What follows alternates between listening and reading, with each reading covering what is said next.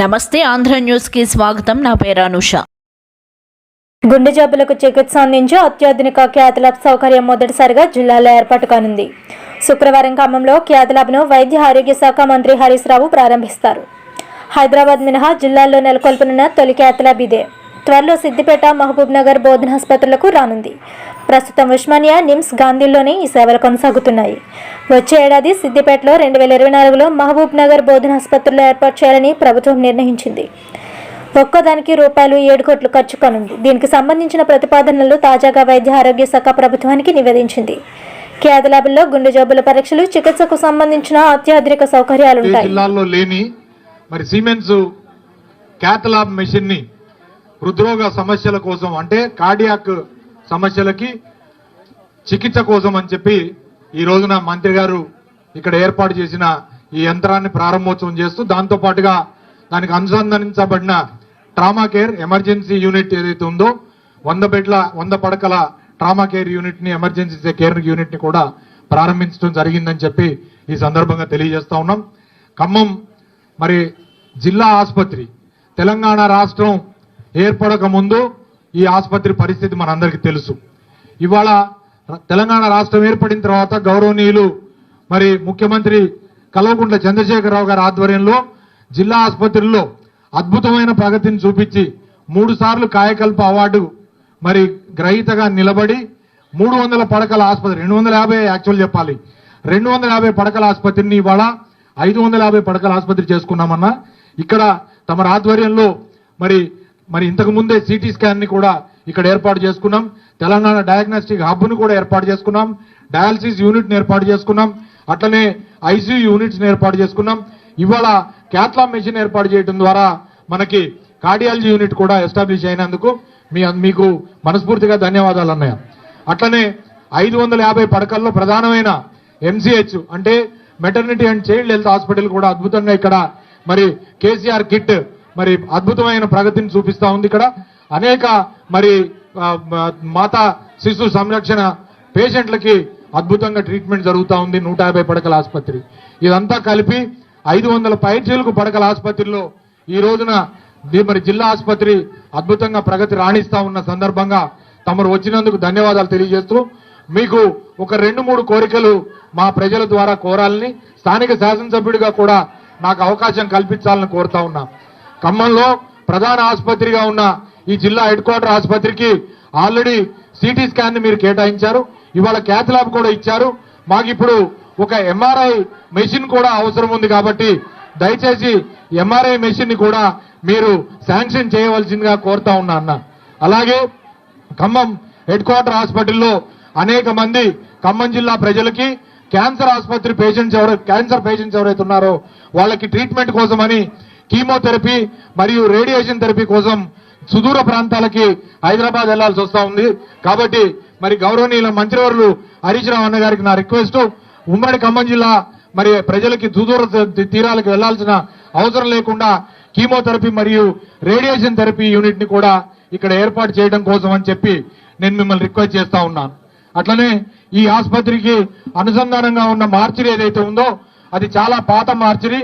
ఇక్కడ ఖమ్మం జిల్లాలో ఉన్న అన్ని మరి ప్రమాదాలకు సంబంధించి పోస్ట్ మార్టం జరగాల్సిన ఒకే ఒక ప్రాంతంగా ఈ ఖమ్మం హెడ్ క్వార్టర్ హాస్పిటల్ ఉంది. కాబట్టి ఈ మార్చిరీని కూడా అప్గ్రేడ్ చేస్తూ తమరు దయచేసి దీన్ని ఆధునీకరించమని కోరుతూ, మరి జిల్లా ఆసుపత్రుల్లో అద్భుతంగా ప్రగతి చూపిస్తున్న ఈ ఆసుపత్రికి వచ్చి మీరు ఈ రోజున క్యాత్ ల్యాబ్ మెషిన్ ని అలాగే ట్రామా కేర్ సెంటర్ ని మరి ప్రారంభించినందుకు మీకు మనస్ఫూర్తిగా ఖమ్మం జిల్లా ప్రజల తరఫున, మా ప్రజాప్రతినిధుల తరఫున ధన్యవాదాలు తెలియజేసుకుంటూ ఈ ప్రెస్ మీట్ ని ఉద్దేశించి మాట్లాడవలసిందిగా కోరుతా ఉన్నా.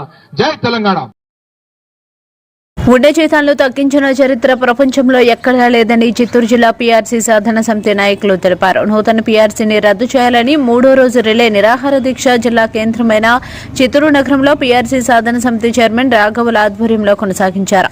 ఈ సందర్భంగా ఎన్ఎంయు జిల్లా కార్యదర్శి బిఎస్ బాబు, ఏపీ ట్రెజరీ రాష్ట్ర ఉద్యోగుల సంఘం అధ్యక్షులు రవిలు మీడియాతో మాట్లాడుతూ ముఖ్యమంత్రి జగన్మోహన్ రెడ్డి ప్రభుత్వ పెద్దలు ఉద్యోగుల సమస్యలు పునఃపరిశీలించి తీర్చాల్సిన బాధ్యత వారిపై ఉందన్నారు.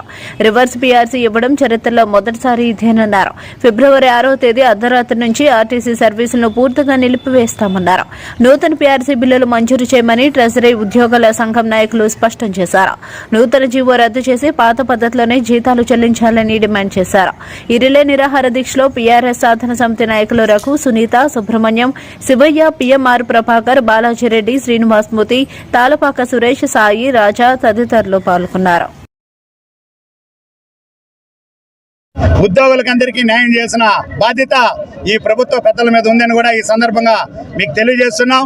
ఎక్కడ కూడా ఈ ప్రపంచ చరిత్రలో పే స్కేల్ అనేది, జీతభత్యాలు అనేది పెంచాల్సిన అవసరం ఉంటుంది, కానీ ఉన్న పే స్కేల్స్ని తగ్గించేది ఈ నిర్ణయం ఎక్కడ ఈ ప్రపంచ చరిత్రలో ఎక్కడ లేదని కూడా ఈ సందర్భంగా మీ ద్వారా వాళ్ళకి తెలియజేస్తున్నాం. ఎన్నో మాకు 20-30 ఏళ్ళు సర్వీస్ అయింది. ఇప్పటికి కూడా ఎంతోమంది సీఎంలు మారారు, ఎంతోమంది పే స్కేల్స్ ఇచ్చారు, కానీ ఇటువంటి పీఆర్సీ ఎప్పుడు చరిత్రలో రివర్స్ పీఆర్సీ అనేది ఇవ్వడం ఇదే మొదటిసారి అని కూడా ఈ సందర్భంగా మీ ద్వారా హెచ్చరిస్తున్నాం. ఈ ప్రభుత్వం ఇప్పుడైనా కన్నులు తెరిచి ఉద్యోగుల పట్ల చిన్న చూపు చూడకుండా సహృదయంతో చూసి సమస్యలన్నీ పరిష్కారం చేస్తే ప్రభుత్వానికి, ప్రభుత్వంలో ఉన్న పెద్దలందరికీ కూడా మంచి పేరు వస్తుందని కూడా ఈ సందర్భంగా మీకు తెలియజేస్తున్నాం. అటు లేని వెడల 7వ తేదీ రాత్రి అర్ధరాత్రి నుండి 6వ తేదీ అర్ధరాత్రి నుండి ఖచ్చితంగా కూడా బస్సులో ఆగేది పరిస్థితి ఏర్పడుతుందని కూడా ఈ సందర్భంగా మీకు తెలియజేస్తున్నాం. దీనికి ఎక్కడక్కడ మేము భయపడే ప్రసక్తే లేదు. ఆర్టీసీలో ఉద్యమాలకు పెట్టిన పేర్లు ఖచ్చితంగా కూడా వాళ్ళ పెద్దవాళ్ళు రాష్ట్ర జేఏసీ ఎప్పుడు నిర్ణయం చేసి ఆ నిర్ణయం నుండి బస్సులు ఎక్కడికెక్కడ ఆగుతాయని కూడా ఈ సందర్భంగా మీకు అందరికీ కూడా తెలియజేస్తున్నాం. ఇప్పటికైనా కళ్ళు తెచ్చి ప్రభుత్వం, రాష్ట్రంలో ఉన్న అధికారులందరూ కూడా తక్షణమే పీఆర్సీని రివైవ్ చేసి ఆ జీవాలన్నిటి కూడా రద్దు చేయాలని కూడా మీ ద్వారా వాళ్ళని హెచ్చరిస్తున్నాం. నేను ఆంధ్రప్రదేశ్ ట్రెజరీ ఉద్యోగుల సంఘం రాష్ట్ర అధ్యక్షుడిగా పనిచేస్తున్నాను. ఈ 11th పీఆర్సీ గత 2 నెలల నుంచి ప్రభుత్వం మాతో దోబుచ్చులాడుతూనే ఉంది. మా నాయకులు, మా సాధన కమిటీ పోరాట సమితి నాయకులు చెప్పినట్లుగా ప్రభుత్వం మమ్మల్ని చర్చకు పిలిచి ఈ నెల పాత పీఆర్సీ పాత జీతాలు ఇస్తూ చర్చలకు పిలిస్తే తప్ప మా వాళ్ళు వెళ్ళటానికి వీల్లేదని ఖరాఖండిగా చెప్పడం జరిగింది. వారి సపోర్టుతో మేమైతే ట్రెజరీ డిపార్ట్మెంట్ వారము పీఆర్సీ బిల్స్ అయితే చెయ్యమని రిటర్న్ పూర్వకంగా మా ప్రిన్సిపల్ సెక్రటరీ ఫైనాన్స్ అయినటువంటి రావత్ గారికి లిఖితపూర్వకంగా ఇవ్వడం జరిగింది. దానికి అనుగుణంగా వారం 10 రోజుల నుంచి మా డిపార్ట్మెంట్ మీద తీవ్ర ఒత్తిడి జరుగుతూ ఉంది. కనీసము ట్రెజరీ ఎంప్లాయీ అప్లోడ్ అవుతే మీ జీతాలు ఇస్తే వాళ్ళు జీతాలు ఇవ్వడంలో వాళ్ళు కుట్రబనేది ఏమిటంటే ట్రెజరీ వాళ్ళకి శాలరీ ఇచ్చామని కొత్త స్లిప్ చూపించడానికి మా మీద విషప్రయోగం చేస్తూ ఉంటారు. మేమైతే మా ఎంప్లాయీస్ ఎవరు చేయడం లేదు. డైరెక్టర్ గారు మొన్నటి దినం వీడియో కాన్ఫరెన్స్లో ఒక్కొక్క జిల్లా డీడీతో మాట్లాడుతూ 5-6 మంది ఎస్టీ వాళ్ళని బెదిరిస్తూ మాట్లాడుతున్నారు. డైరెక్టర్ గారికి మా అసోసియేషన్ తరఫున రిక్వెస్ట్ ఏమిటంటే, మీ హోదాలో ఎస్టీ వాళ్ళతో మాట్లాడవలసిన స్థాయి కాదు మీది, మీరు పెద్ద స్థాయి. మీరు ఫోన్ చేసి చెప్తే ఎస్టీ వాళ్ళు భయపడి అప్లోడ్ చేయడానికి వెళ్తారు. మేమైతే మా ఎస్టీ వాళ్ళకు మద్దతుగా ఉన్నాము. మా తరపున మా ట్రెజరీ డిపార్ట్మెంట్కు 13 లక్షల మంది ఉద్యోగ, కార్మిక, పెన్షనర్స్ మరియు అవుట్సోర్సింగ్ కాంట్రాక్ట్ సోదరులందరూ మాకు సపోర్ట్గా ఉన్నారు కాబట్టి మేమైతే భయపడే సమస్య లేదు. ఒకవేళ జ్యుడిషియరీ, పోలీస్ డిపార్ట్మెంట్ వారు బిల్లులు పెడితే మాత్రము వాళ్ళు ఎస్ఆర్ తీసుకొని వస్తే ఎస్ఆర్ వెరిఫై చేసి చేయడానికి మేము సిద్ధంగా ఉన్నాం. అంతేగాని మిగతా డ్రాయింగ్ ఆఫీసర్లందరికీ మేము రిక్వెస్ట్ చేసేది, మా యూనియన్లందరినీ రిక్వెస్ట్ చేయడం ఏమనగా, మీరు బిల్స్ పెట్టడానికి సమ్మతించొద్దండి. మేమందరము రాష్ట్రంలో ఉండే ఉద్యోగ సోదరిమణులందరూ నిన్నటి దినం మాకు కొత్త జీతాలు వద్దని రిటర్న్ ఇవ్వడం జరిగింది. అయినప్పటికీ ప్రభుత్వం వారు కుట్రపూరితమైన ఆలోచనలు చేస్తూ ఎంప్లాయీస్ అందరిని ఇబ్బంది పెట్టడానికి ఏ విధంగా కొత్త జీతం ఇవ్వాలని ప్రయత్నం చేస్తున్నారు.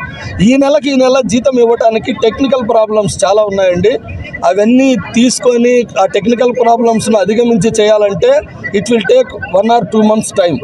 కాబట్టి ప్రభుత్వము అనవసరమైన ఆలోచనలకు ఎంప్లాయీస్ని ఇబ్బంది పెట్టకుండా జగన్మోహన్ రెడ్డి గారికి మా ఉద్యోగస్తులందరి తరపున చిత్తూరు జిల్లా నుంచి మేము కోరుకునేది ఏమంటే, అయ్యా మీరు పక్కన చెప్పుడు మాటలు వినకుండా మీరే ప్రత్యక్షంగా ఇంటెలిజెన్స్ రిపోర్ట్ తెప్పించుకొని ఉద్యోగ లీడర్లందరినీ, మా సాధన సమితి లీడర్లను పిలిచి పరిష్కారం చేయాలని కోరుకుంటూ జగన్ రెడ్డి అయితే డ్రాయింగ్ ఆఫీసర్స్ బిల్లులు పెడితే ఎస్ఆర్ చూసి చేయమని చెప్తున్నారు. డ్రాయింగ్ ఆఫీసర్లు బిల్లులు పెట్టినప్పటికీ ఉద్యోగ సంఘ నాయకులందరూ ఏ డిపార్ట్మెంట్ ఆ డిపార్ట్మెంట్కి వెళ్ళి వాళ్ళు రిటర్న్ తీసుకోవడానికి లెటర్లు కూడా ఇస్తున్నారు. కాకపోతే రిటర్న్ ఆప్షన్ తీసేశారు డిపార్ట్మెంట్ వారు. రిటర్న్ ఆప్షన్ లేదు కాబట్టి మేమేం రిక్వెస్ట్ చేస్తున్నామంటే మీరు ఎస్ఆర్లతో పాటు మా దగ్గరికి రావద్దండి అని రిక్వెస్ట్ చేస్తున్నాం. మేమైతే 11th PRC బిల్లులు చేయడానికి సముఖంగా లేము, చేయమని కూడా చెప్తున్నాం. మధ్యాసియా దేశాలు భారత మధ్య సహకారం ప్రాంతీయ భద్రతకు ఎంతో కీలకమని ప్రధాని నరేంద్ర మోదీ అభిప్రాయపడ్డారు. ముఖ్యంగా అక్బర్లో పరిమాణాల దృష్ట్యా ఈ ప్రాంతానికి భారత్ మధ్య బంధం మరింత బలపడాలని కోరారు. ఈ దేశంలో ద్వైపాక్షిక సంబంధాలు 30 ఏళ్లైన సందర్భంగా గురువారం ఆయన 5 మధ్య ఆసియా దేశాల్లో తొలి ఉమ్మడి సదస్సును ప్రారంభించారు. సుస్థిరమైన ఇరుగు పొరుగు ఉండాలనే భారత ఆలోచనకు మధ్య ఆసియా ప్రాంతం కీలకమని ఆయన చెప్పారు. వచ్చే 30 ఏళ్లకు కావాల్సిన సమీకృత విధానాన్ని ఇరుగు పక్షాలు రూపొందించుకోవాలని ఆయన సూచించారు. సదస్సులో కజకిస్తాన్, ఉజ్బెకిస్తాన్ అధిపతి జబరోవ్ పాల్గొన్నారు. चाहिए ऐसा विजन जो बदलते विश्व में हमारे लोगों की, विशेषकर युवा पीढ़ी की आकांक्षाओं को पूरा कर सके. एक्सेलेंसीज, द्विपक्षीय स्तर पर भारत के आप सभी सेंट्रल एशिया देशों के साथ घनिष्ठ संबंध है. अफगानिस्तान, एक्सेलेंसीज, कजाकिस्तान भारत की एनर्जी सिक्योरिटी के लिए एक महत्वपूर्ण पार्टनर बन गया है. मैं कजाकिस्तान में हाल में हुई जान माल की हानि के लिए संवेदना प्रकट करता हूं. उज्बेकिस्तान के साथ हमारे बढ़ते सहयोग में हमारी राज्य सरकारें भी एक्टिव भागीदार हैं. इनमें मेरा होम स्टेट गुजरात भी शामिल है. किर्गिस्तान के साथ हमारी शिक्षा और हाई एल्टीट्यूड रिसर्च के क्षेत्र में सक्रिय भागीदारी है. हजारों भारतीय छात्र वहां पढ़ रहे हैं. ताजिकिस्तान के साथ हमारा सुरक्षा के क्षेत्र में पुराना सहयोग है और हम इसे निरंतर और अधिक सुदृढ़ कर रहे हैं. तुर्कमेनिस्तान रीजनल कनेक्टिविटी के क्षेत्र में भारतीय विजन का एक महत्वपूर्ण अंग है, जो अशगाबाद एग्रीमेंट में हमारी भागीदारी से स्पष्ट है. एक्सेलेंसीज, क्षेत्रीय सुरक्षा के लिए हम सभी की चिंताएं और उद्देश्य एक समान है. अफगानिस्तान के घटनाक्रम से हम सभी चिंतित हैं.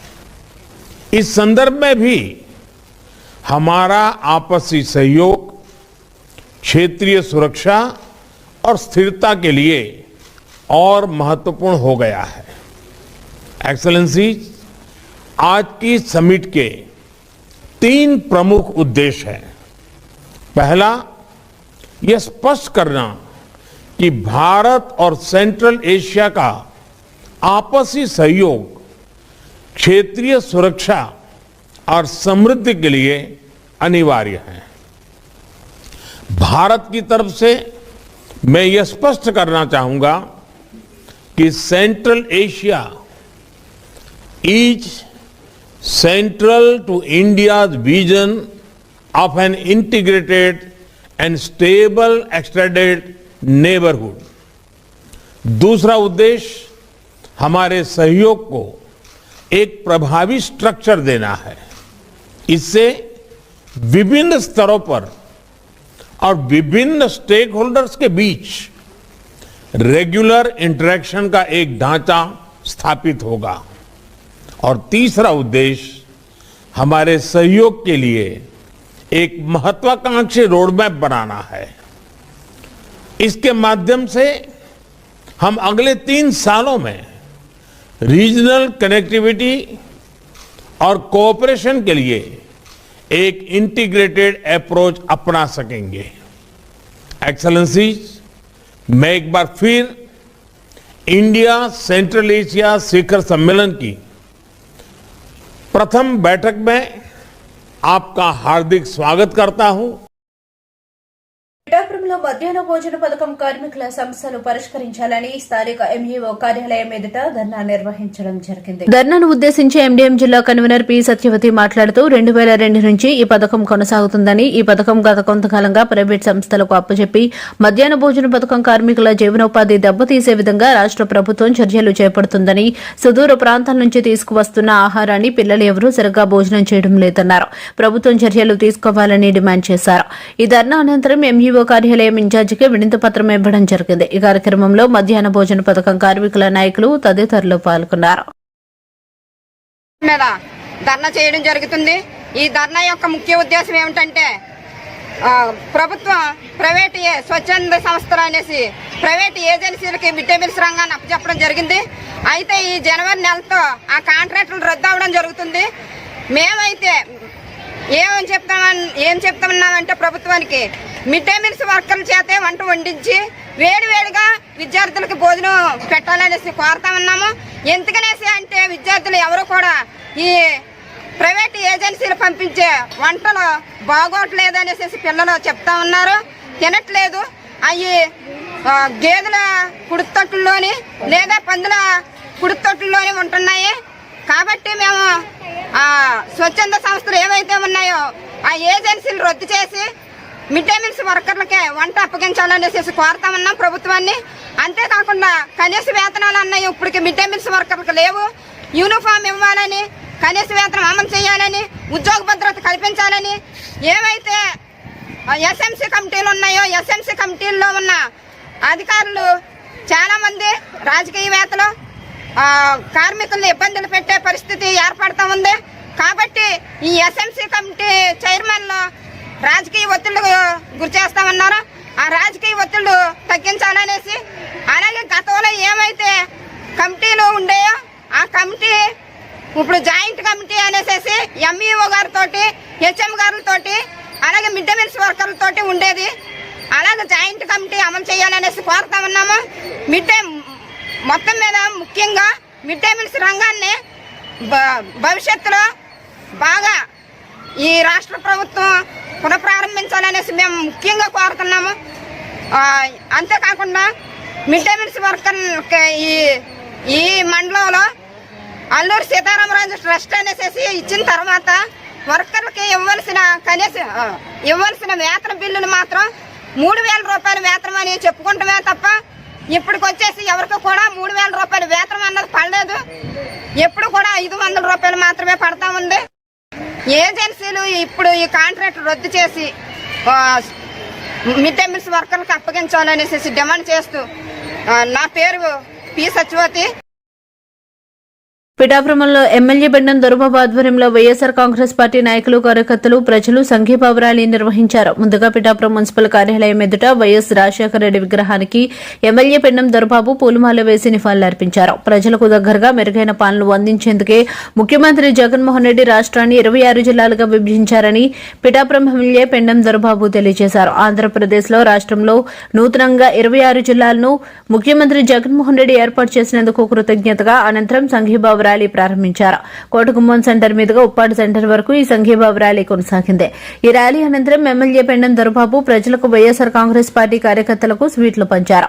ఈ సందర్భంగా ఎమ్మెల్యే దొరబాబు మీడియాతో మాట్లాడారు. ఈ కార్యక్రమంలో బొజ్జ పెద్దకాపు, తలసటి వెంకటేశ్వరరావు, పెద్దపాటి రాజేష్, బోండుదేవ, పచ్చిమల్ల జ్యోతి అప్పలరాజు, కొత్తపల్లి పద్మ, మఠం లవరాజు, బొజ్జ జగదీశ్వరిదేవి, ఏఎంసీ చైర్మన్ తెడ్లపు చిన్నారావు, జెడ్పీటీసీలు బుర్రా అనుబాబు, ఉలవకాయల లవరాజు, గుబ్బల తులసి కుమార్, బాలిపల్లి రాంబాబు, బొజ్జ దొరబాబు, వజ్రపు వీరేష్, కొత్తపల్లి బుజ్జి తదితరులు పాల్గొన్నారు.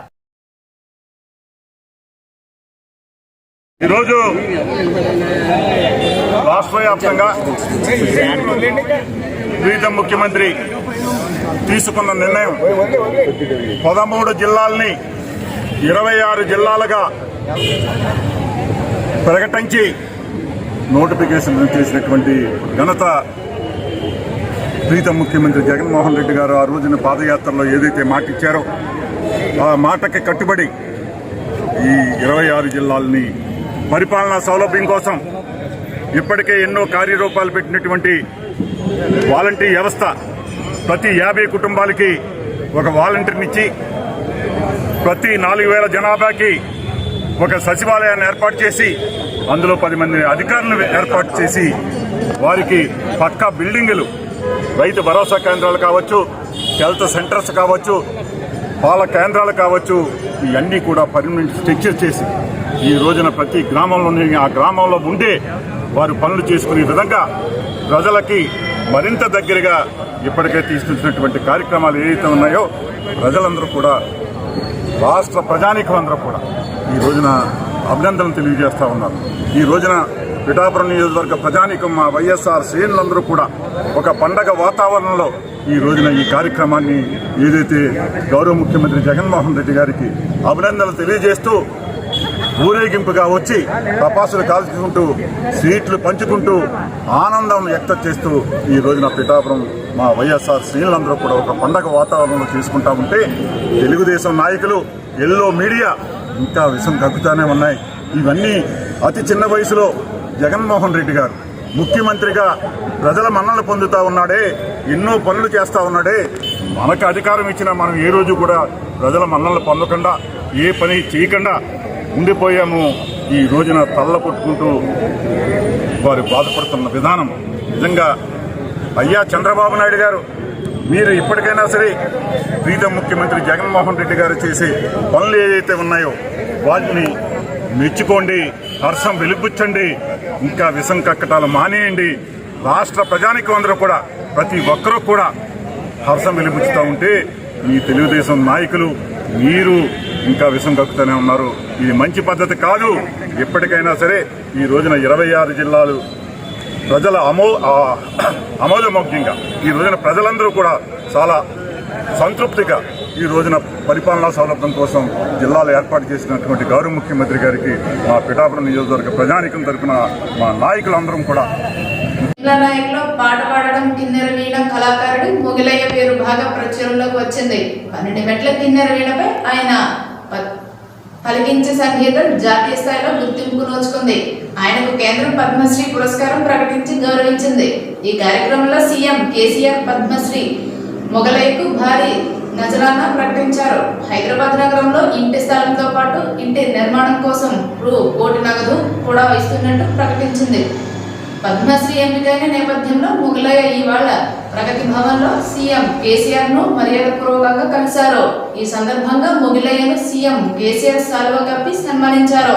ఈ కార్యక్రమంలో మంత్రులు మల్లారెడ్డి, శ్రీనివాస్ గౌడ్ తదితరులు పాల్గొన్నారు. పొద్దున్నాక చేసి వచ్చి గుడిసెల కూర్చొని పాట పాడిన.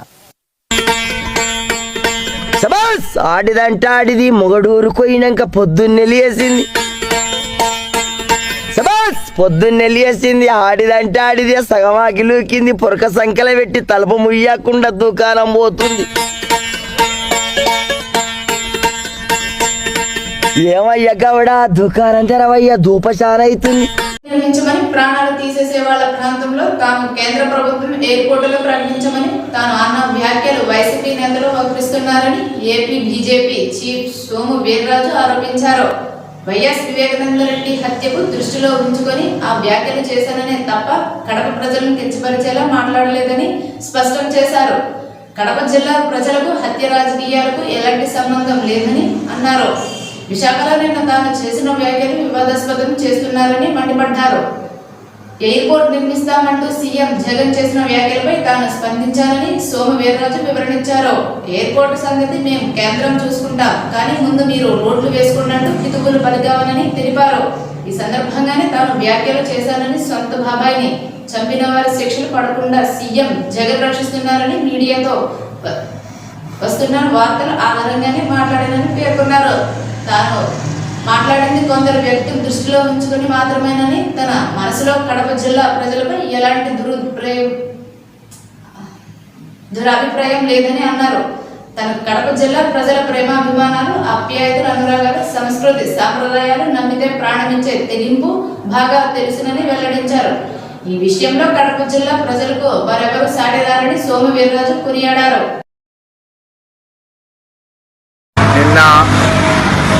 విశాఖపట్నంలో జరిగినటువంటి పత్రికా విలేకరుల సమావేశంలో కడప ప్రజలు హత్యా రాజకీయాలు అనే అంశం మీద కొంత వివాదాస్పదంగా చిత్రీకరించడం జరిగింది. కడప ప్రజలకి హత్యా రాజకీయాలకి ఏ విధమైన సంబంధం లేదు. నా మనసులో ఉన్న అభిప్రాయం, ప్రముఖులు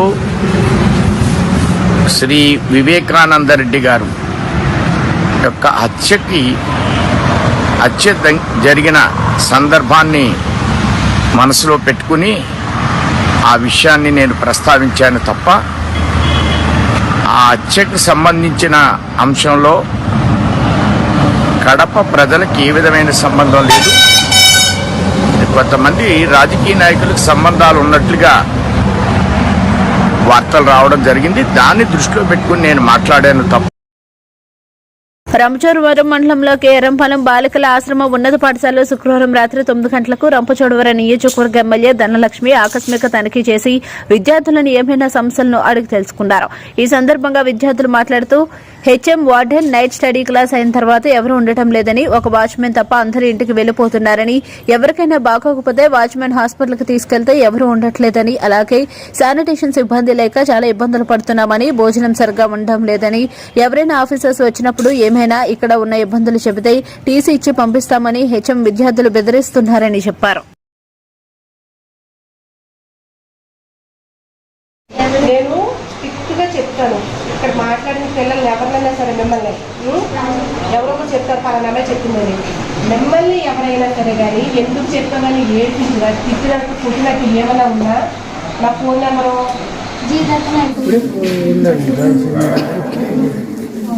రోజు టైంకి వెళ్ళిపోతారా, పిల్లల దగ్గర మీరు పడుకుంటారు. మీరు madam social madam Telugu madam పడుకుంటారు. స్టడీ టీచర్లు వాళ్ళు పడుకుంటారు, ఎక్కడ పడుకుంటారు అని చదివించుకుంటారు. కనకరత్నం అది కనకరత్నంగా పడుకుంటారు. నైట్ వెళ్ళిపోతారు. అయితే ఉండట్లేదు అసలు.